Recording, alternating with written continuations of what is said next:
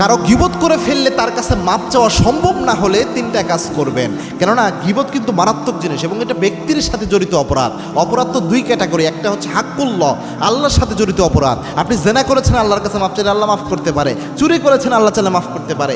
অশ্লীল কথা বলে ফেলেছেন, কিছু দেখে ফেলেছেন, আল্লাহ চাইলে মাফ করতে পারে। কিন্তু আপনি কোনো ব্যক্তির সাথে জড়িত অপরাধ করেছেন, ওই ব্যক্তি যতক্ষণ মাফ করে না, আল্লাহও কিন্তু মাফ করে না। এটা খুব মারাত্মক ব্যাপার। এবং কি আল্লাহর হাবিব সাল্লাল্লাহু আলাইহি ওয়াসাল্লাম গীবতের ব্যাপারে বলেছেন, গীবত করা অনেকটা মৃত ভাইয়ের গোশত খাওয়ার মতো। আবার আল্লাহর হাবিব সাল্লাল্লাহু আলাইহি ওয়াসাল্লাম বলেছেন, যে ব্যক্তি গীবত করে অন্য ব্যক্তির, ওই ব্যক্তির আমলনামায় যে আমল রয়েছে, ওই আমলগুলো যার গীবত করে তার আমলনামায় চলে যায়। আর যার গীবত করে তার যে গুনাহগুলো রয়েছে, যে ব্যক্তি গীবত করে তার আমলনামায় ট্রান্সফার হয়ে যায়। কত মারাত্মক বিষয়! আপনি গীবত করে আরেকজনের গুনাহগুলো আপনি নিয়ে নিচ্ছেন, আপনার আমল দিয়ে দিচ্ছেন। মারাত্মক বিষয়। এখন গুনাহ করে গীবত করে ফেলেছেন কারো, এখন তাকে আপনি পাচ্ছেন না, অথবা সে মারা গিয়েছে, অথবা এমন হতে পারে যে এটা বলতে গেলে তার আপনার সম্পর্কই নষ্ট হয়ে যাবে, এরকম অবস্থা হয়ে যাবে। তখন আপনি কি করবেন? প্রথমত যাদের সামনে তার গীবত করে ফেলেছিলেন, তাদের সামনে ওই ব্যক্তির আরও ডবল প্রশংসা করবেন। এটা হচ্ছে প্রথম কথা।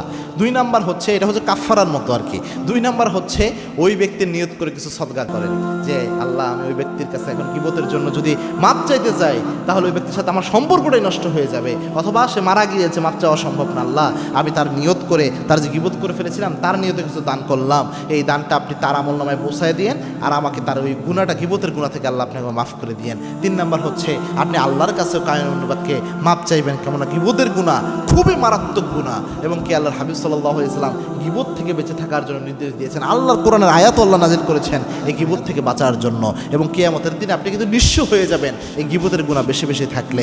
এজন্য আল্লাহর কাছে এইভাবে মাপ চাইবেন। প্রথমত যেটা করার চেষ্টা করবেন, যদি পারেন একান্ত, তাহলে তার কাছে মাপ চান, এটা সবচেয়ে ভালো। যে ব্যক্তির গীবত করেছেন তাকে বলেন, ভাই মানুষ মাত্রই তো ভুল হয়ে যায়, আমিও কথা বলতে বলতে এক প্রেক্ষিতে আপনার একটা গীবত আমি করে ফেলেছিলাম, ভাই আপনি আমার উপর মনে কষ্ট রাখিয়েন না, আপনি আমাকে মাফ করে দেন।